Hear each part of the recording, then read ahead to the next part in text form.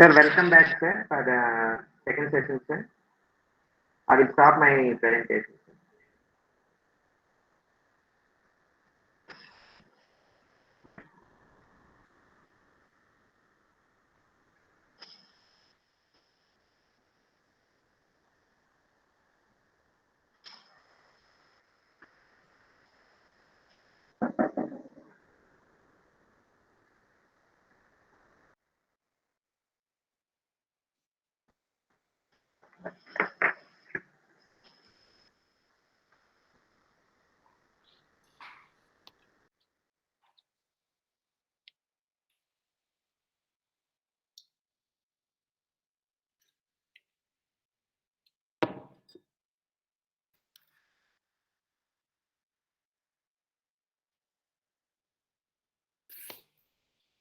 Am I audible? Hello? Sir, yes, sir, you are audible, sir. Welcome back to session, sir. Yeah, please go ahead, sir. Yeah, I just want to take 1 minute, okay, to start with. Huh? Yeah, no problem, sir. Please.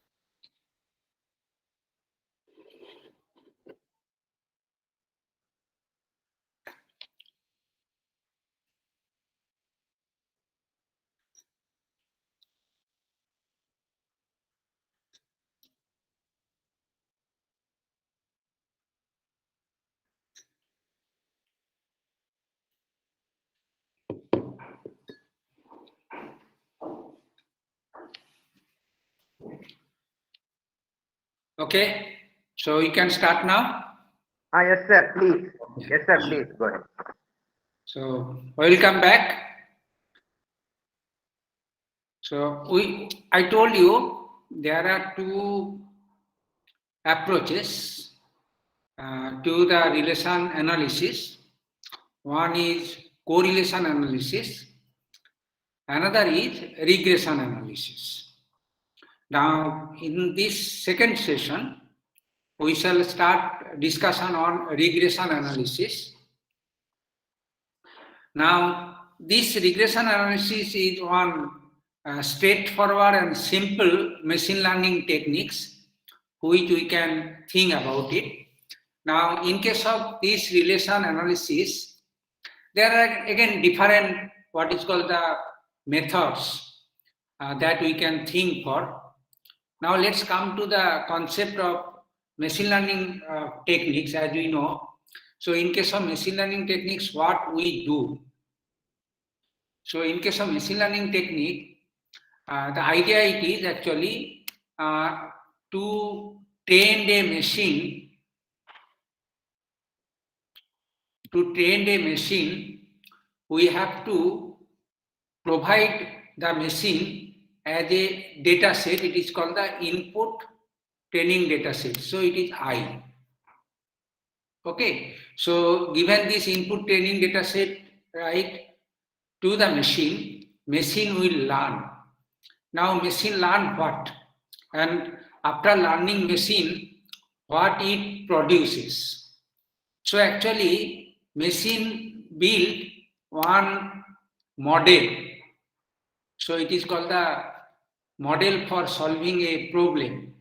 So, it actually build a model. So, this model just look like a black box. So, what is the black box? It will take one input I, and this black box will produce one output O. So here I can tell you this input can be image of a say fruit, and then output will be machine will tell you this image is of which fruit, whether it is an apple, orange, or mango. So whether this is the fruit, so it will decide that okay, what is the type of the fruit that it is there. So output is there. Now machine build a model, and this is the model that machine will build based on the training data that is given to here. What is this training data? Training data actually consists of all possible fruits that needs to be considered into this testing. So this is the fruits apple, these are orange, these are mango, another orange, another mango, another apple. So as many as fruit image that you can store it here, and this is your data set. It is called the data set for training, or simply it is called the training data set.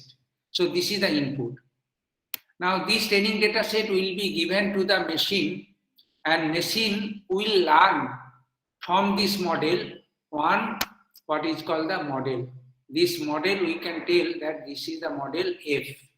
Actually that is the model F, means it is actually find a relationship between I and O attribute. So here the idea is that F model will take this input I and produce the result O. So here the model is in the form of a, although it is black box, but to us the model is not actually black box. Model is actually in the form of a equation or an expression. So this actually an expression. A simple model looks like y equals to mx plus c, or like this one. So this model actually needs to be learned from there. Now, so this is the idea about, one simple idea about regression analysis, which will help you to build a model that F. Now again, depending on the type of data needs to be considered, this modeling, right? Modeling of two types. One is called the linear regression model, and another is called non-linear regression model. Linear regression model means if this model is in a linear expression or linear equation. On the other hand, if the model that needs to be learned, if it is not linear, so if it is a non-linear form, then it is a non-linear regression model. Now, whether it is a linear or non-linear, again there is a two type, simple or multiple. So simple means only one input. On the other hand, multiple means there may be I, J, K, many other inputs are there. So it is there. So it is simple linear means it is a linear equation, but in terms of only one input. Multiple linear means it is again linear, but it is in the form of a multiple input. Similarly, non-linear means it is non-linear model, but in terms of simple input or multiple input. So here also 1 and 2 are there.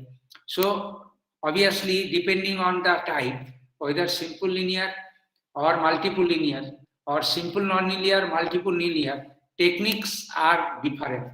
It is not true that one technique which will work for all sort of applications or problems that we have to solve.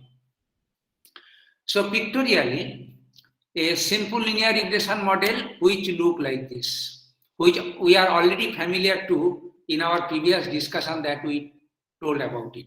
So in case of simple linear regression, only one is called the dependent, another is called the independent. So it is actually independent variable and it is dependent variable. So then we can say y is a dependent variable. That means y depends on x, and this depends on relation is defined by a model F.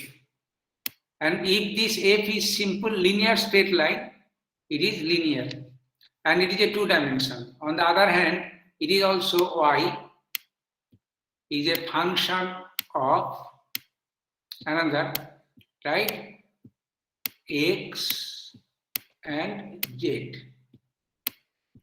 So if it is a 2 variable, then it is actually another linear but multiple linear regression.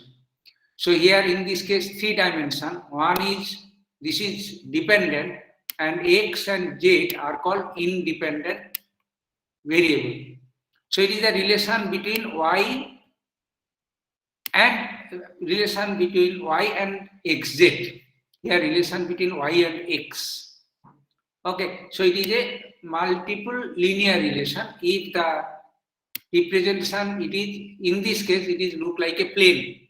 It is the representation, is the equation of a line, is a plane. Now here again, non-linear, again simple non-linear. That means again y is a function of x here also. Function of x.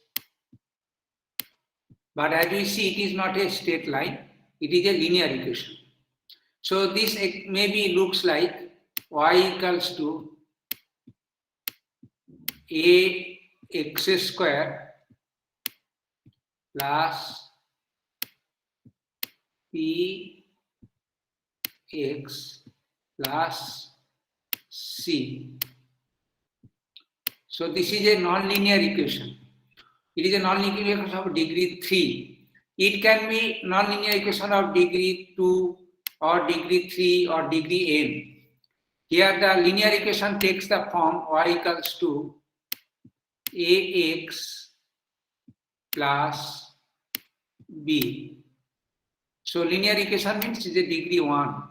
Non-linear means degree 2 or more. And then it is like this. Okay. So this way the different modeling to be learned. Now here in this model, A and B are the parameters. So machine learn the model means machine learn the value of A and B. Here again also it is a model parameters. Here model learns these parameters means A, B and C. If degree increases, then maybe ax cube plus bx square plus cx plus d. So 3 more parameters to be learned. So as you know, in case of regression analysis, the idea is that you will be given a training data set like this, right? Which can be image data, which can be simple tabular data of numerical data. Data can be in the form of a text or mixed text, numerical as well as image, all data, video data also. And then, so taking this input data, we have to build a model and learning the model parameter, which will produce an output. And this output actually showing the relationship between input and output. So it is the concept of regression analysis, which we are going to learn next. Okay, so I hope you have the understanding of this concept, it is there. Now, let us first discuss the concept of regression analysis. That means finding a regression model when data are related in a simple and linear form. So this model can be considered as a simple linear regression model. Now, in this simple linear regression model, as I already mentioned, there is 2 types of attributes. One is called dependent attributes and independent attributes. So if y depends on x, then y is called the dependent attributes and x is called the independent attributes. Sometimes they are called dependent variable or independent variable. A dependent attributes or dependent variable is also called response, usually denoted as y, and independent attributes or variable is called regressor. So it is just like A. Now, so the relationship according to this simple linear regression model is expressed is y equals to alpha plus beta x. Now here what is the significance of this alpha and beta. Now, as you know, if the values of alpha, beta changes, then the line changes. So, the equation of a line is decided by the value of alpha and beta. Now, here if you see a set of points that is given to you, and then you can draw infinite number of lines passing through the points. But out of those infinite number of points, you have to find one point for which these alpha and beta are more correct. Now, what do you mean with the more correct values of alpha and beta? Or rather, we can say what is the most optimum value of alpha and beta. Now, here again I can repeat, infinite lines are possible, but out of each line, there may be one line. Now, okay, see, for each line, we can find the distance from the point to the line. Now, distance from the point to the line means it is called the error. If this distance is small, then we can say error is small. So, out of infinite lines, we have to find that line as our desirable line which has minimum error. That means distance from the line to each point, and if we take the summation of all distances, this leads to be a minimum value. If this is 0, then we can say all points are exactly lying on the line. So concept is there. So alpha and beta, actually infinite possible values are there. Now out of these infinite number of possible values of alpha and beta, we have to find the optimum value of alpha and beta. Optimum value is corresponding to the minimum error.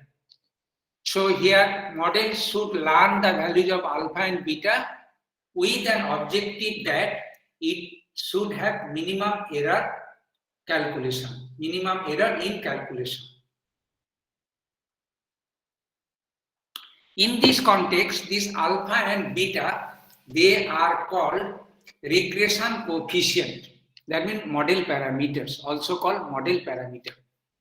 Now here x1, y1 is a record or data, epsilon 1 is called the error, x2, y2 another error, and so on, so on.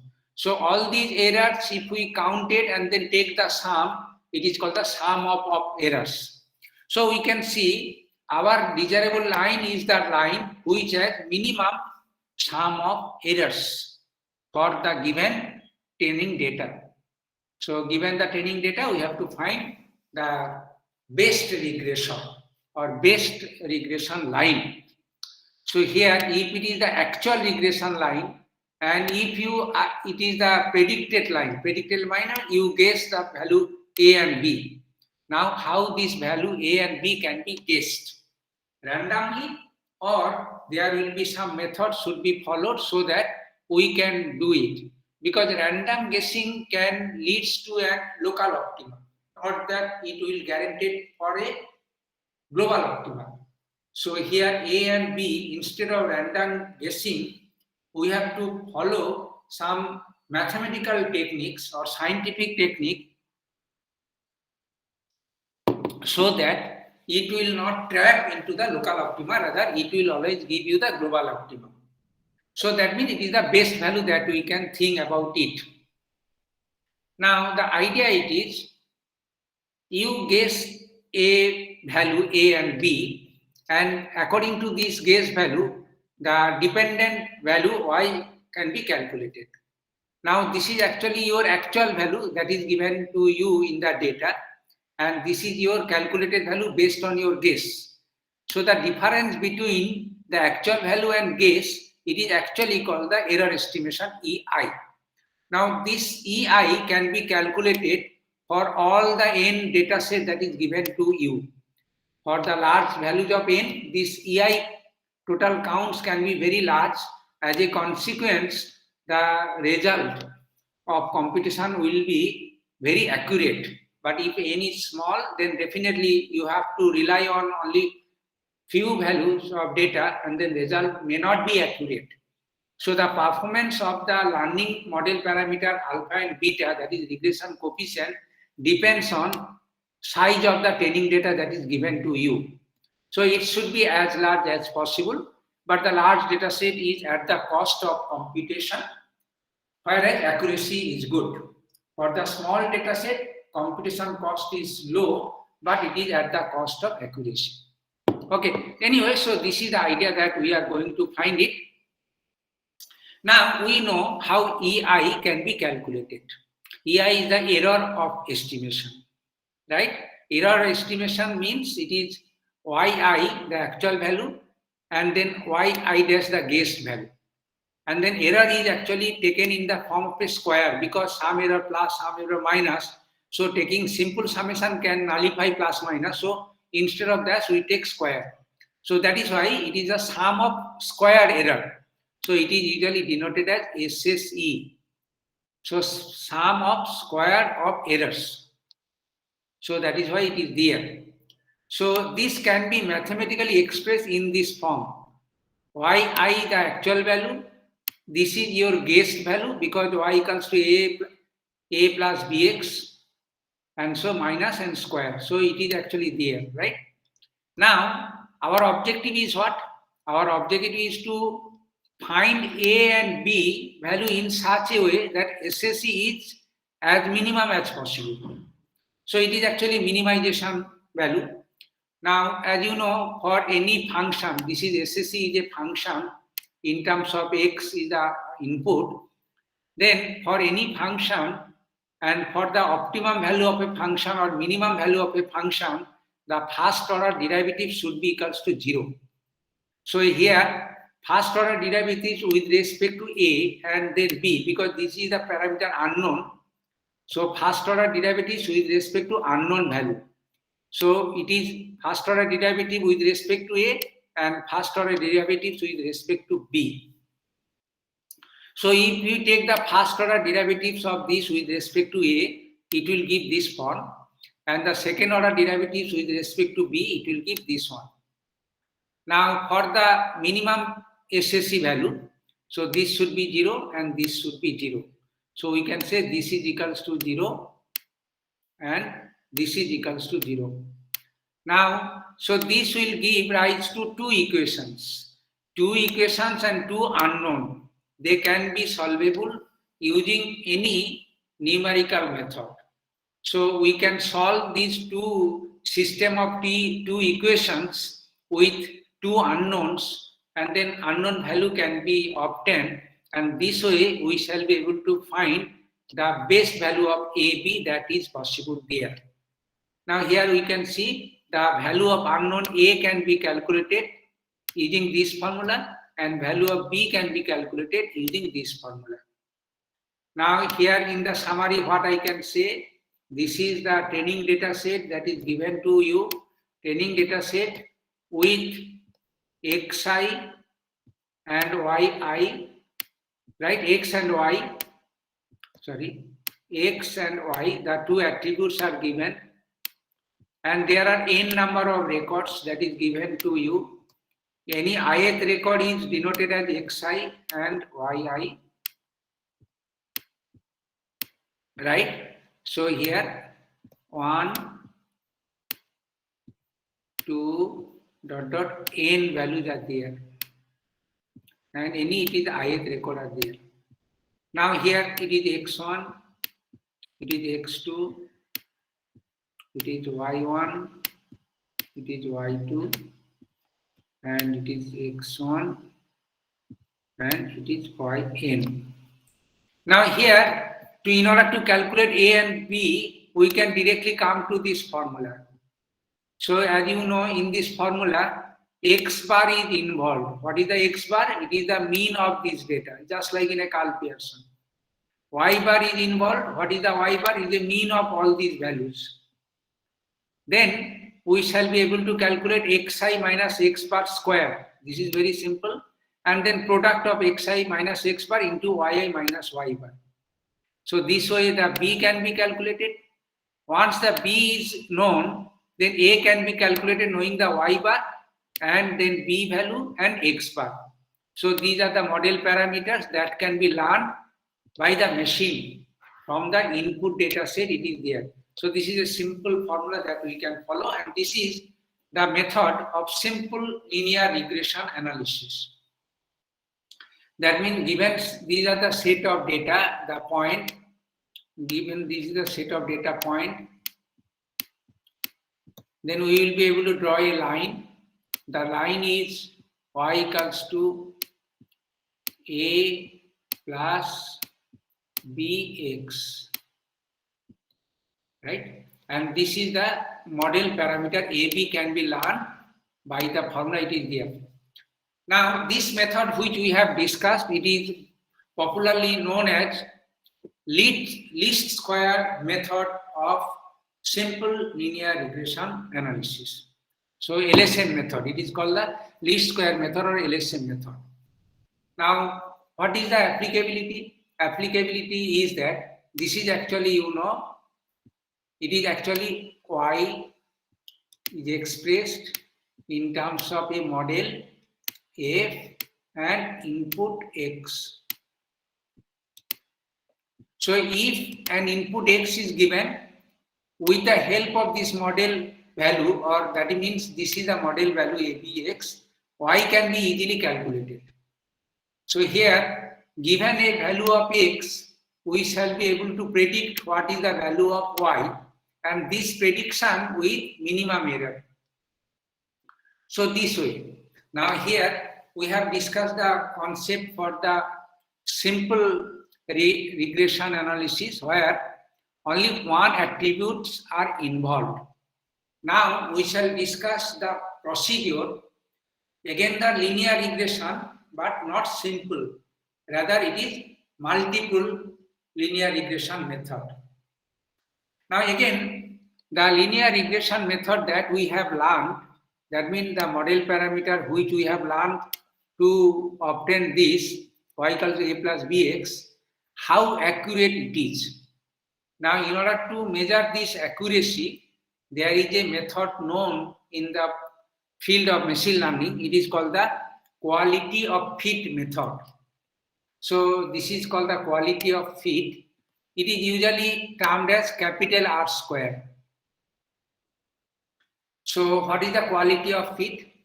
So whatever the model parameter that you have learned, and then value according to this, let it be y b square, and yi is the actual value. So with your learning, the machine is having this kind of sum of square error, although this is a very minimum error possible for the given training data.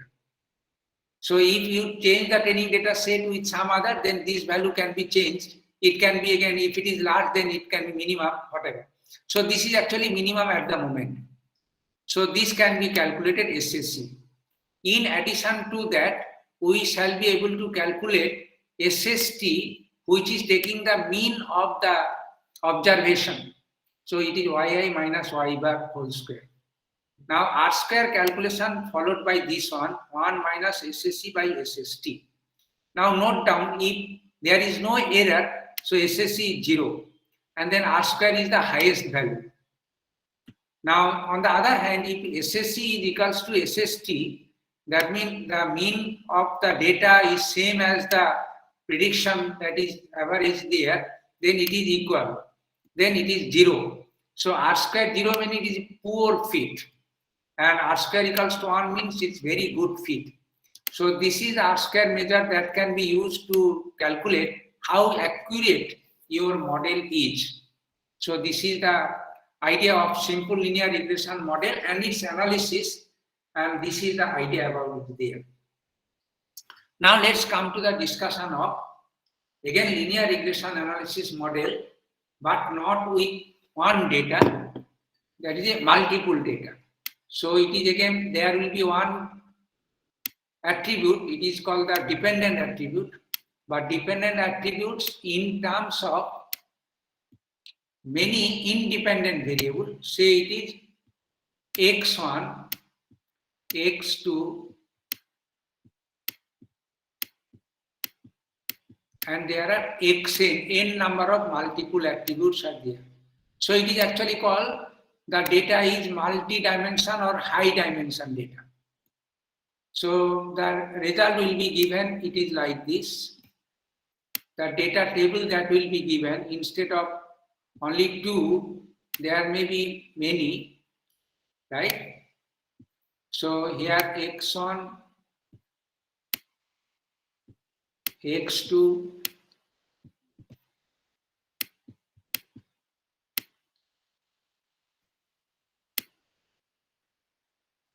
xn, and finally the output y, it is there.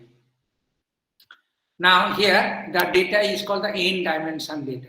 Here the n. So high dimension means n can be as large as, as small as 2 and as large as very 150, like this one. So high dimension data, it is there. And here y is called the output. Now here y is the output, and for an example, suppose you have to find a multiple linear regression so far the image data is concerned. And image data, now image, suppose there is a vegetable, right? Fruits are there. Image of a fruits, right? Now there may be the many different type of fruits are there, right? So orange is there, and then another fruits is, so mango is there, like this one. Now here all the image that you can have can be analyzed to extract the features. So it also has a set of features. It also has a set of features. It also has a set of features. Now what do you mean by the features? One feature may be what is the size, what is the shape, what is the color, what is the texture. So all these things are there. So features may be x1, x2, x3, xn, and those can be stored here in this as a F1 value for the first fruit, and this is the feature 2 for the first fruit, and the nth feature for the fruits are there. So all the image, if it is apple is there, so they can be expressed in terms of feature value. Orange is there, another feature value, and mango is there, another feature value. So this way the data can be stored. Now what is the output? Output it is, so it is apple, right? And it is orange, it is mango, like this one. So this is the level actually is called. Now data, when input is given and output is given, then it is called the supervised learning.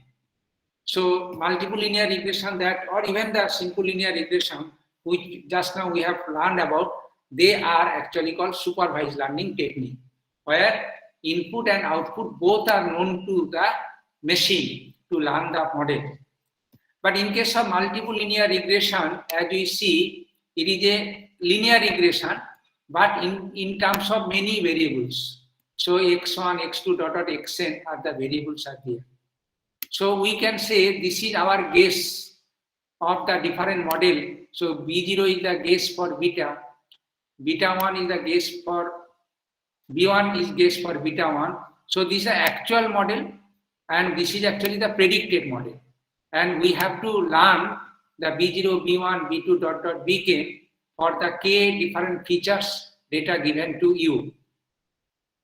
Now here again, the same procedure that we can follow to calculate the SSC and the least square method which we have applied for the simple linear regression analysis also can be applicable to multiple linear regression analysis also. Now, like simple linear regression, we have to calculate SSC, that is sum of square of errors, that is EI square. It is YI minus Y bar. But here Y bar is in terms of predicted value B0, B1, B2, Bk. So these are the guess value. Okay. So EI, the error with this guess, where yi is the actual value, can be calculated. So this is the error calculation. Now for the minimum error, the first order derivative with respect to unknown for each unknown should be 0. In case of simple linear regression, only two unknowns, so two first order derivatives are to be considered. But here, k number of unknown, including b0, we can say k plus 1 number of unknowns are there. So we shall be able to calculate k plus 1 number of first order derivatives to find the unknown value. Now here is the idea. So this will give rise to, if k plus 1 unknown are there, k plus 1 equations, they are all simple linear equations. So it is actually a system of linear equations with k plus 1 unknown variable and k plus 1 linear equations are there, and they are solvable using any method like linear programming or matrix evaluation method, because this can be expressed in terms of a x, right? This is equals to b form, where a is augmented matrix in terms of all the coefficients, x is the unknown variable matrix, and b is the constant matrix. And you know ax b, actually whole this equation can be expressed in this matrix form, and therefore x will be calculated as a inverse and b. So where a inverse is the inverse of the matrix A. Now, so if we calculate inverse of the matrix A from this matrix representation, and B is the unknown here, coefficient matrix it is called, A is called coefficient matrix, X is called the variable matrix or design matrix, and B is the constant matrix, then the X, the variable matrix can be obtained. So X is actually x1, x2, ... xn values are there. Okay, so they can be solved, and therefore we shall be able to know the unknown parameter y equals to b0 plus summation bi into xi. Here I equals to 1, 2, if n number of attributes are n these are. So this is the regression formula, it is there. So this system of equation solving, that is called the least square method, can be used to calculate this b0 and b1, which is called the model parameters. So unknown values or model parameters can be learned from the input training data set that is given to you, and we shall be able to solve it. Now this way, the multiple linear regression is again simple and very similar to the simple linear regression, only computationally it is little bit high, because so many so many derivatives, and for that so a system of equations with more number of linear equations are involved to solve it. And this is the idea about simple multiple linear regression model. Now let's come to the question of non-linear regression model. Non-linear regression model here, this model is applicable to data which is not linearly separable. What is the idea? Idea actually it is used for prediction. As you know, in case of prediction, there is a separator. This separator will decide one data is in this direction or one data is in this direction. Okay, so it will separate two data into two regions, and this is the separator, or it is, you can say, the predictor which will predict, right? So with respect to this predictor, if it is in this side or if it is in this side, so it will be predicted either in this class or this class. Now, if this predictor is a linear form, in case of 2 dimension it is a linear equation, in case of 3D it is a plane, In case of 4D, it is a surface with, okay, 4-dimension, right, region that is separable. But if the data is not linearly separable, then non-linearly separable, then it can be like this. So it can be like this. So if it is a non-linearly separable, just like a river or zigzag line or boundary that is there. Now then, definitely we need to consider not linear regression model. For linear regression, only simple line thing is there, whether it is a multiple data or only one variable. But in case of non-linear regression model, the data are not linearly separable. So it is a non-linear regression model is required. Now, a simple non-linear regression model with degree 2, which look like a parabola or hyperbola, or maybe circle, or maybe ellipse. Now, what is the equation of all these things? You know, the equation of a circle is ax square plus by square is equals to c. This is the equation of a circle. Here, the equation of an ellipse may be x square by a plus y square by b is equals to 1. This is the equation of an ellipse. And here hyperbola y equals to x square plus bx plus c, like this. Now here you can see all these equations, those are in 2D but non-linear. This is parabola or hyperbola or circle or ellipse. They are 2-degree formula. But in general, there may be degree r. So this is the equation of a linear regression model of r degree. So r can be 2, r can be 3, r can be 4. Now here, this actually the idea is that it is a very complex model which needs to predict the data in a non-linearly separable. Right? And it is the second order degree, still non-linear, but simplest non-linear model to separate the data in 2 degree.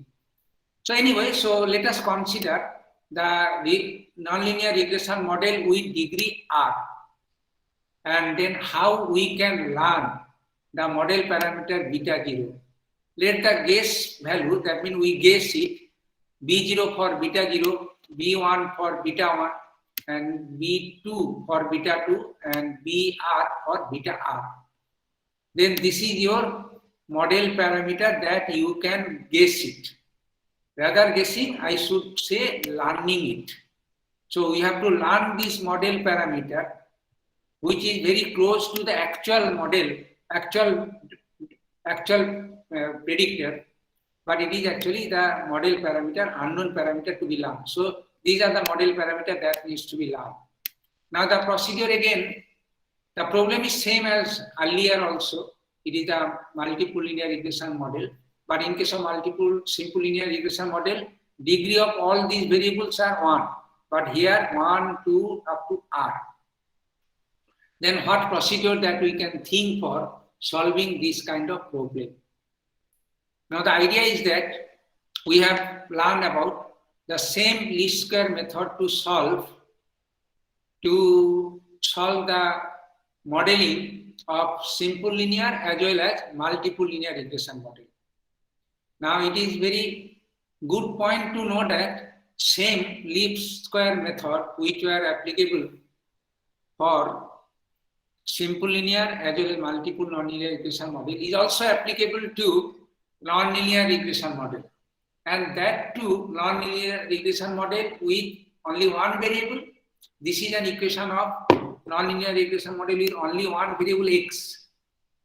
In contrast, the same method also can be applicable to nonlinear regression model with multiple variables also. But multiple regression analysis is very difficult, and then but the procedure, once you learn for the simple nonlinear regression model, then you will be able to learn multiple nonlinear regression model easily. So let us first discuss how the simple nonlinear regression model can be learned.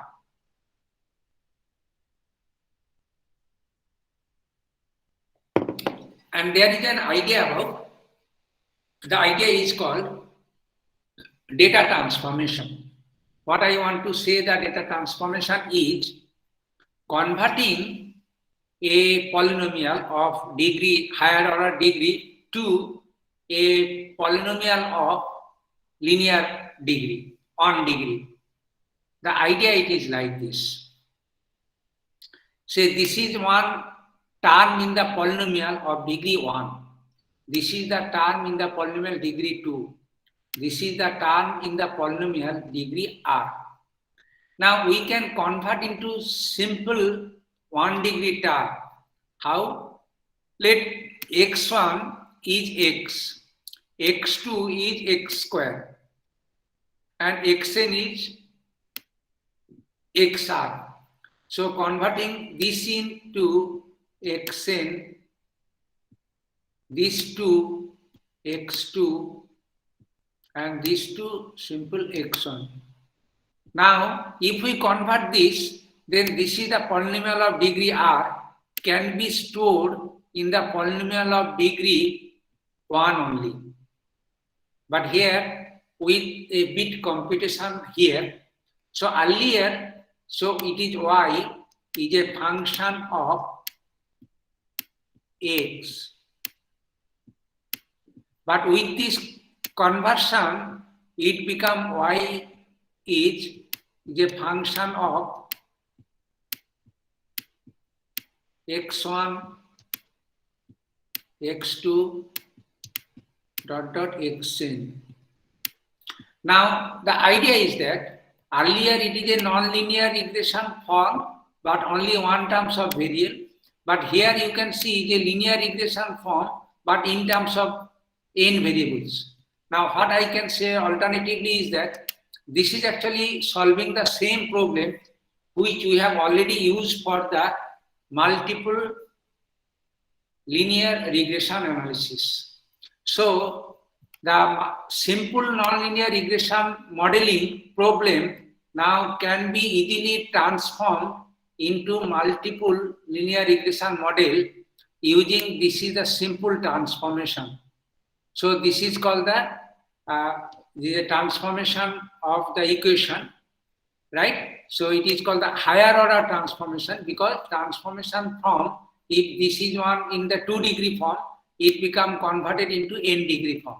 So it is actually dimensionality will increase, that's all. So here it is a 1 dimension problem, but it is become converted in the higher dimension, n dimension problem.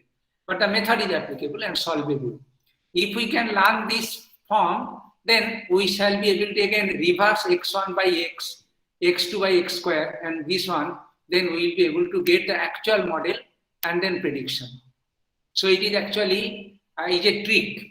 The trick that is used to solve the solve the nonlinear regression model, but using the simple concept of regression analysis with multiple variables. And then if it is polynomial degree with more than 1 variables are involved, then techniques is higher order, even higher order, and it however can be solved. So this way we have learned about regression analysis technique. Now regression analysis technique that we have learned, it is usually for the prediction. For the prediction, we use the data. Data can be from different sources. For example, weather prediction. So for the weather prediction data, we can collect the data related to the temperature, Earth's surface, and then wind speed, and then cloudy or the rainy or humidity. So many features value are there. So x1, x2, xn. So essentially the data, those are coming to us, it is actually higher dimensional data. Now this again, linear or non-linear, that question comes. So which modeling you should go for? So the best idea to work with, it is that linear regression. And then we can calculate R square fit. That is quality of fit. If the R square fit is high enough, that means very close to 1, then we can say that linear regression model works for us perfectly, so okay. Otherwise, we can try with non-linear regression modeling. Again, non-linear modeling means it is degree 2 first, you can check with degree 2 and then calculate R square. If we see that R square is improved, then the simple linear regression, then we can think that, okay, we should try with other higher order degree, say it is 3. Then if it is R square is deteriorating by improving, so this way the linearity needs to be increased, and finally we have to stop there where you can find the best result. So this way, building a model is a rather detailed and exhaustive investigation approach, and a lot of computations are involved. So definitely we should use a high configuration computation purpose to do that, because if the data is large one, so it's high volume data as in case of big data, then definitely all these methods are scalable. That means even for the large data set also we can do in a reasonable time, but investigating for one model to another model is big time consuming, and thorough study is required, thorough analysis and experiments are required, and then only we can solve it, but it is feasible. The problem which was once upon a time is just a dream, now it is solvable, and then we shall be able to predict very accurately, for example, weather prediction or e-voting prediction or in a market status. So there are many applications where we can do it. Now we are going to discuss about our last method in regression analysis, which is called auto-regression analysis. Now it is just like a regression analysis, but this analysis depends on different type of data. So different type of data it is called, the data when it varies with time. So usually the data which we have discussed earlier, they are ordinary data, or it is called the time invariant data. So data never changes with time, but data depends on in terms of different parameters involved, features involved. But here data is involved with time. For example, say this is the time t across this one, and some data varies with time. For example, say suppose rainfall data. So with this week, what is the rainfall? With this week, what is the rainfall? With this week, what is the rainfall? With this week, what is the rainfall? And so on there. So the data that is rainfall will vary with this kind of data that is there. Okay, so this is actually the time series data that we can have it. Now, if you have given the rainfall data for say last 2 months, then we want to predict the data in the next week. What is that? So this is your training data that you have to use it. Using this training data, you have to predict what is the rainfall in this next TI month it is there. So this also prediction involved. Now this kind of time series data is applicable in many applications. Now if the data is time series data, then the regression analysis that we have to have it, that means finding the relation from one attribute this to another attribute t, that means here y is a function of what is called the t, or t is actually the time. Okay, so it is actually how the y varies with time.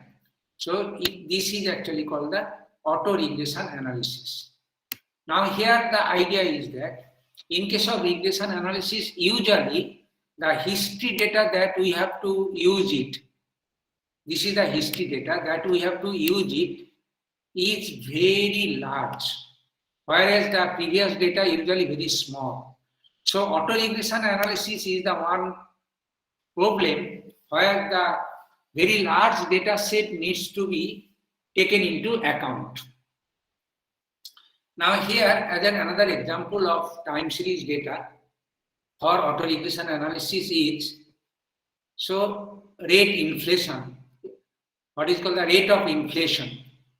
So here as we see, with different year, the rate of inflation that is given to you. Now here I should say here for a 70 year, 1970, okay? So the 1970 data, it is like this. That means this is the data as we see. Actually, we can say in the year 1970, the 365 days data are there. So these are the 365 days data, and for each data, how the rate of inflation was varying in 1970. And so it is here for 1965, there is another 365 data, so it is there. So if we see there is a 5 years data, then 5 years into for each year 365. So 5 into 365 data are plotted here. Similarly, this is another 5 into 365 data plotted here like this. So whether it is a year wise or 5 year or 10 years, that depends on whether it is a day or week basis or fortnight basis, that depends on. So the data will be available like this. And then so huge data that needs to be considered for the modeling purpose. So auto regression analysis therefore is a very expensive and computational procedure that is required for the finding relation between one variable with another variable. So how a particular variable varies with time, that can be predicted or can be modeled. So this is the auto regression analysis, it is there. Now there are many time series data. For example, GDP calculation for a country, GDP calculation for a continent, GDP calculation for a particular region, people also, or among a particular community. Then how the fluctuation of different currencies across the different years across the globe, that also the time auto regression analysis is required. Now whether cigarette consumption is varying with time or not, so that cigarette manufacturer can decide whether the production rate will be increased or not, whether a new manufacturing unit needs to be set up in a particular region or not. So all those things will be used for business processing data, business data analysis, or in a business intelligence. Now rainfall data over a year, also very much useful to predict the rainfall in the last 10 years, which can help the government to decide what sort of planning that the government should follow to tackle with the high rainfall or low rainfall, whatever. Now, sales of a tea from a tea shop is a very simple linear auto regression analysis, but it will be huge helpful for the tea shop owners to decide whether he should recruit the more persons in his shop or curtail the persons, or more expansion of the shop should be considered or not. So these are the different business application where the time series data is heavily applied, and it is a very important thing. And for any business management people, they should know how the auto regression analysis can be taken place. So this is the idea about it, to develop a forecasting model to estimate the dynamic causal effect. For example, if we increase the recharge plan rate, whether the customer will be churned or customer will leave. Jio, Vodafone, Airtel, they can think about it. So they can do on computer, if we increase it, then what will be the change in the customer planning and others. So accordingly, they can either increase or they can give some bonus to the customer so that they can retain most of the customer for their business or for their services. And so time dependent analysis also applicable. So there are many applications in fact. It's a very useful data analysis procedure that is there. Now, as in this case example, if you consider this is your history data, and then you have to predict that what is the inflation, for example, right, or dollars currency, right, for Indian rupees in 2022. We can predict it. So if we have the previous data, we will be able to predict it. Maybe previous 1 year data, or previous 2-year data, or previous 5-year data, previous 10-year data. That's actually depends on which is applicable, which data is there, how much computational capacity that you can provide, you can afford, and then you can get it. So this is the idea that you can think about it. Now let's come to the procedure. How we can calculate the prediction formula. As I said, y is a function of t. Now I just want to mention about what is this function t. It is there. Now here, for example, as it is the time series data. So this is the time series data for 1 year, yt, and this is the another year's data, which is jth lagged data from the t. So it is like this. So starting from this here, it is y1, y2, y3, and this way it is yt, and there is the yj. So what is the idea? Idea is that this is the time where the different year yi, y2, y3, yj, yt, it is there, and here are many other data involved. Okay. Now, so the different values, that is actually this is the dependent value, or it is called the regression value, is changing. For yi it is like this. So it is actually continuous domain look like this. So what I told is that for this y1, 365 data it is there. So if we sample this y1 data into the 365 samples data, so here this can be stored, this y1 data can be stored as a univariate population in an array of 365.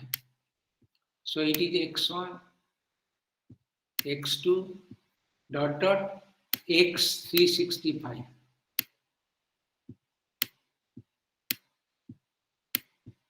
So if it is a weak data, so 52. So 52 data is there. Similarly, for y2, there is another array. See, y3 is another array, and so on. Now, if y2 data is actually the kth array, and this is actually called the data with respect to 2 in the j time apart. So we can say it is the t minus j data. Okay, so it is t minus j data. So yt data and yp minus j data, because this is actually lag by j data, j years. Now, what I want to do is, so if you have y2, that means this is the array, and yt minus j, so this is another array for this data, then we will be able to find a covariance calculation. The covariance calculation is simple, that of the Pearson correlation analysis method we had used it there. So yt minus y2 minus j, and divided by sigma yt. That means for this data, what is the standard deviation? It is sigma yt. And for this data, what is the standard deviation? This one, and square root this one.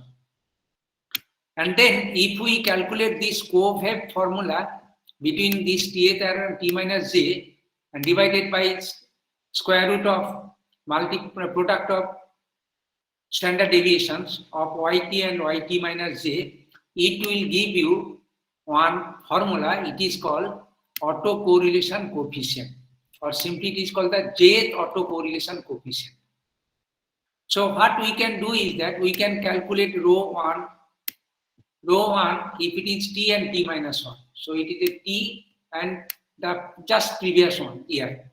Similarly, we can calculate second order coefficient rho 2, t minus 1 and t minus 2. Similarly, rho 3, then t minus 1, t minus 2, and t minus 3, and so on. Now, in your correlation analysis, autocorrelation analysis, which history that you want to consider. If it is only one history, then it is called the first order autocorrelation analysis. If you want to consider 2 years together, then it is 2 years lag data. That means yt minus 1 and yt minus 2. Then it is called the second order correlation coefficient. And if it is 3, then t minus 1, t minus 2, and t minus 3, taking 4 years data together to predict the previous year, then it is called the next year, then it is called the three order correlation coefficient. Now anyway, so we shall be able to calculate this co-v, this is same as Pearson correlation coefficient formula, divided by this one to obtain different order of correlation coefficient. Here this is the formula for J correlation autocoefficient formula. Then we shall be able to calculate the prediction or autoregression analysis with a particular order. So is the order of autoregression. So order can be 1, order can be 2, order can be 3. So the different order depends on how many years data you want to take into confidence to predict your model, right? So your model will be predicted. So there will be maybe this one. Now let us first consider a pth order correlation. P can be 1, P can be 2, P can be 3. Now this formula tell you that we have to predict the prediction of any year y2, considering the prediction of considering the data of the previous p years data. So this model will be look like this. Here beta 0 is the model parameter which are unknown, that needs to be learned, right? And beta 1, beta 0, beta 1 up to beta p. So in case of pth order, so unknown parameters are p plus 1 number unknown parameters. So they are called autoregression coefficients. And we have to find these beta 0, beta 1, beta 2, dot, dot, beta p with a objective that this sigma 2, that is error, should be as minimum as possible. And possibly it should be 0. Then your model that can predict for the kth year's data very correctly. So this is actually the idea about autoregression analysis. More precisely, we can say pth order autoregression analysis model. Now here, how this pth order autoregression model can be calculated. There are many methods available. The simplest and then the fast method, which is very easy to calculate, and it is computationally not so much expensive, still gives the very accurate result, and still it is scalable for the big data also. This model follows the same model which we have already know for the least square method. That is, we have already applied in the linear regression analysis the same method, but this method can be summatically can be told, and it is actually given by Euler-Oeckert, the two mathematicians, and they follow the same least square method analysis. And this equation gives the set of equations in the form of, again, matrix AX, this is equals to B.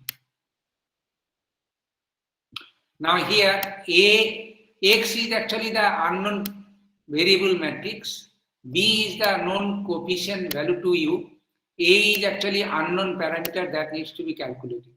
Okay, so here the idea it is like this. Let rho, it is actually R1 in this method, actually this is the same as rho 1. So they are called the first order autocorrelation coefficient, second order autocorrelation, third order autocorrelation, and the pth order autocorrelation coefficient that is there. Okay, we are considering pth order correlation analysis, so taking Rp minus 1 autocorrelation coefficient. Now, if we take in a cyclic manner, so you see it is actually left slip or left shift 1 by 1. So R1 it is shifted to this one, it will like this one, and again one shift more. So it is actually cyclic shift fashion. So 1, rho 2, rho 3, rho 4 up to rho P1.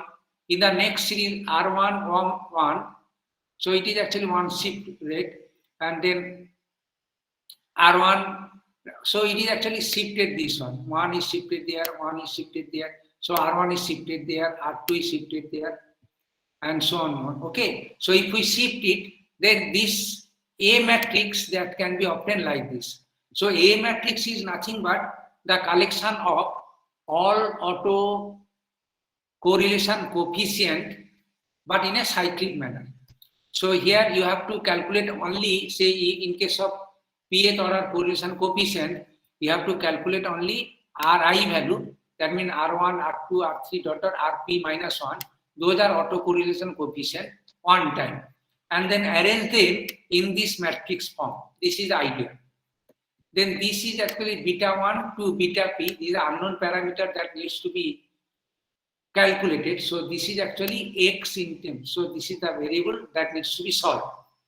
And b parameter is again, you know, this is the autocorrelation coefficient parameter starting from R1 to Rp. So that's all. So this is the Euler-Occam equation. That means it involves one time with only the p number of autocorrelation coefficient calculation, taking the year-wise data that is given to you or time variant data that is given to you. And then we will be able to calculate using this Euler equation and the linear, any numerical method, all these unknown parameters, the model parameters can be calculated. So again, there is a simple linear regression, as a simple numerical methods is involved to solve a system of equations to find the unknown model parameters. So this is the idea that you can think about it, and then we can solve it, and then the YT, the TH error data can be calculated. So this actually can be obtained, and this can be obtained from the model parameter. The model parameter is, this is beta 0 plus beta 1. Beta 1 is Y1, then plus beta 2, the Y2 data into taking plus dot dot up to, so beta P, that is the Pth into Yp data. So previous year's Y data, that if you can take it, then the future prediction that can be considered. Now it will give you the whole year data, and from this whole year data, you can predict any month or any week or any day's data from there, because it is a 365 data. So any month's prediction or any particular day's prediction, that we can obtain it. So this is the idea about auto correlation coefficient analysis. Now the method which I have discussed, pretty old method, but old is gold.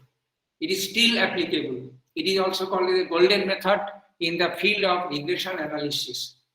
But in contrast to this golden method, many advanced methods are also have been evolved to deal with many other data, like say video streaming data, or there are sensor data. Those are data which are time series data, constantly pumping data from a different sensors. It is applicable in the field of IoT. It is applicable in the field of agriculture. It is applicable in the field of many other application areas, in case of banking transaction or in any fraud detection where it is not. So a server is processing, for example, your Google server, and then different users of the server using the data. But sometimes some user can do malfunction, and then to check whether there is any fraud occurs or not, or threat or hacking occurs or not. So the past year data needs to be processed for that user, and then we can check it whether there is some fraud occurs or not. So these are the different applications there. Now for this application, many methods are known. Other than these are the simple method that I have discussed, like ARIMA method. And nowadays also machine learning method in the form of deep neural network, where the deep neural network in the form of convolutional neural network or RNN or LSTM or many other neural network architecture, deep neural network architecture is known in the field which can be used to solve this kind of problem. So that is also true for simple linear regression or simple non-linear regression, even the multiple also, we can use it. And the difference between the current method that I have discussed is the data that is needs to be used in your model building, the features should be known to your site. That means you have to extract the features, right? It is called the handcrafted or manually collected features. So manual features. But if you use the deep neural network architecture, right, there you don't have to give the features calibrated prior to that. Simply give the image. For example, even image feature, from the image we have to calculate what is the text size, what is the shape, what is the color, what is the texture. You have to extract it and then you store in the form of a data which is in a table form, and this table data can be given to the model algorithm so that model will be learned. But in case of deep neural network architecture, so the data without any pre-processing, raw data can be given. Whether their data contains noise or not, it is hardly important. And feature need not to be extracted beforehand. The model will automatically learn the features and then they will use those features after learning and then predict the output. So there is so many advantages available. And further, for the simple model that we have discussed, we assume that data are noise free. So somehow the noises are to be removed. So some pre-processing task needs to be incorporated. But in case of deep neural architecture based modeling, there is no need to deal with the noise. Noise automatically will be cancelled. And then you don't have to worry about it. But issues are there because all the deep neural architecture, huge computation cost is involved. So which problem that you can solve using your simple PC or laptop? What is the model I have discussed? Simple one, computer is enough or laptop is enough. But deep neural network architecture, you need some cloud infrastructure or high-speed computation with GPU facility. Then only you will be able to solve your problem and you can proceed it. Okay, with this, I have completed all my plan for today's presentation. And I want to stop it here. If you have any question, that will be great to answer to any questions. I thank you all for your quiet attention and then for your patience and then listening to me with my so many things in a mathematical form. I thank you all. But now we have another 5-10 minutes or so. If you have any questions, let us come to the question answer session. We can utilize 5-10 minutes more to have many questions there. So if you have any question, please. Yeah, in the chat box, sir. In the chat box, one question is there. For a time series analysis, that data is not better to go for moving average rather than autocorrelation. Please comment on this. That good. So it is a question from Dr. P. Shankar. So I read the question so that other participants also can. They are also able to see the chat box, I believe. Okay. Yeah, please read. It's not better to go for moving average rather than autocorrelation. Yes. I was talking about ARIMA model. ARIMA model is a quite improved model than the autocorrelation analysis that I have discussed. The ARIMA model follow the moving average model. But moving average model, has a lot of limitations. The first limitation is that the history data should be dependent. That means the previous year data and then last year data should be related. But in many applications that is not there. If it is not there, then moving average result will really give very bad result. And another problem with this ARIMA model is deciding the moving window size. Here, for example, we can consider we are flexible to follow any window size. Usually, if a year data, then 365 days data. But in case of moving ARIMA model, where the moving average window is used, which actually affects the performance accuracy. If it is small moving window, then so far the moving window is small, it is computationally very fast, but accuracy is very low. But if we consider moving window size is very large, then accuracy is good, but at the cost of computation. So here, I told you again, autocorrelation coefficient analysis is a golden method. It is very old method, but old is gold. It is still very useful than the ARIMA method. Again, if you ask me the deep neural network based analysis for autocorrelation, there are many autoencoder, autodecoder, and then stack deconizing autoencoder, decoder model is available, but they model definitely give you the very good result. And not only good result, it also work in presence of noise outliers. Also, no features need to be extracted, because if you don't extract the features properly, then you may lead to bad result. All those things can be get rid of. So those are very good method, giving accurate. But the problem is that computation is too high. So you need some GPU server so that you can do the computation. So this is why I'm not advocating that autocorrelation, but I'm telling that autocorrelation very old method, but still it works comparatively better than any advanced method. Those are available like ARIMA, which follow the moving average method, or a deep neural network based method like this one. Okay. So any other question, please?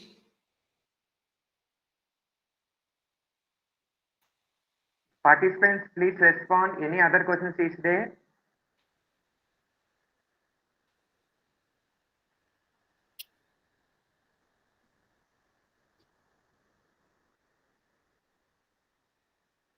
Sir, I have one query.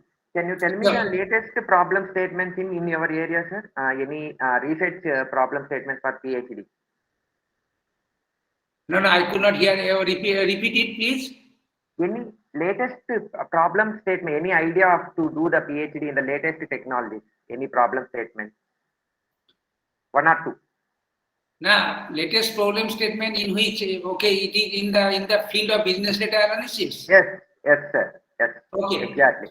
Yeah, so business data analytics, I'm telling you, nowadays, as the population is growing enormously, right? In every country, and then for the growing population, many diseases are also coming. For example, we are really held up like anything with the COVID-19 pandemic situation. So because of this COVID disease or many other viral disease that comes from time to time, like swine flu, then Zika virus, and so many things are there. So the societal health is highly affected. Now in this direction, the health informatics is very important one topic, and that health informatics related to the data intelligence procedure to be applied. So for example, I'm telling you, say if a person comes with a symptom, and then what is the disease that you can predict it. So now here doctor-patient ratio is reducing like anything. So many people are now relying on the best result that can be obtained using the prudence of the computation facility or information technology. That means with the help of computer, how I can predict many diseases, or how I can give a solution to my many diseases. So health informatics is the one area where disease prediction or symptoms, or if there is a new virus is affected in a particular locality, that also can be detected. What is the symptoms of that new virus, and all those things are there. So there also another problem here is that it is actually from the different data that is available in the internet. From this data, if we can decide if a disease is severe or not severe. So those kind of things are there.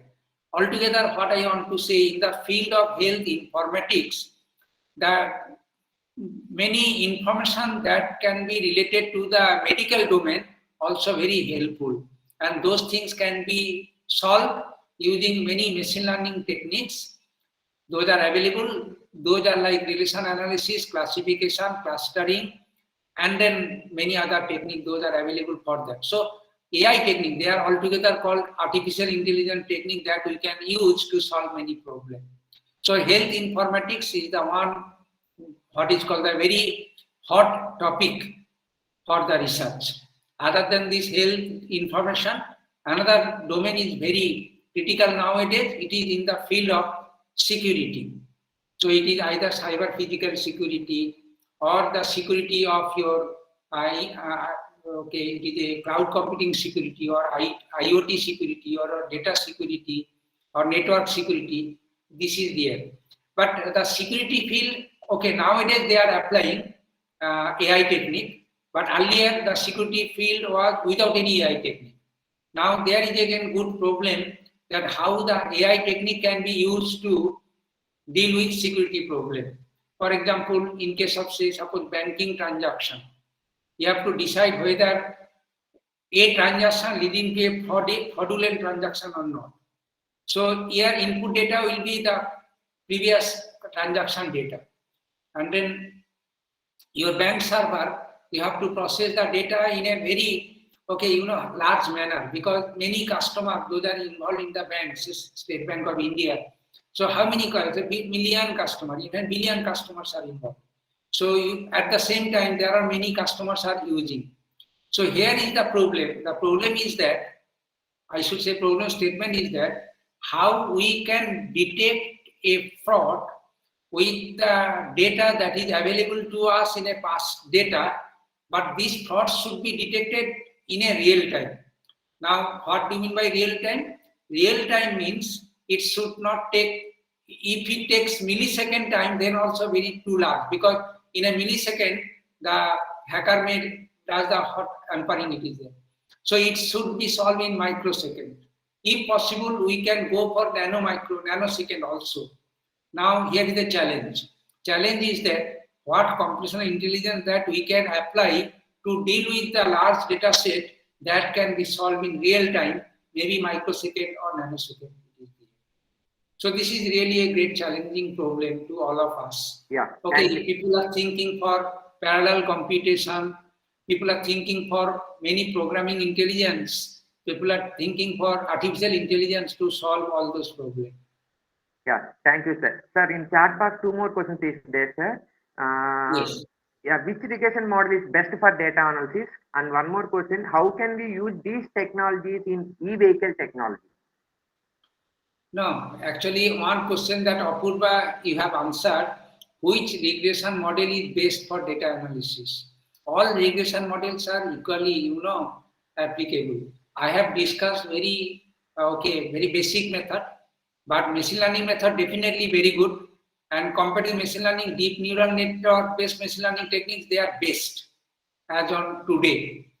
So all regression model, again, depending on what type of regression model is actually fitting to solve your problem, whether it is linear or non-linear or time series data, those things are there. Similarly for correlation analysis also. Again, correlation analysis depends on Carl Pearson or Charles Spearman or chi-square, depending on what type of data.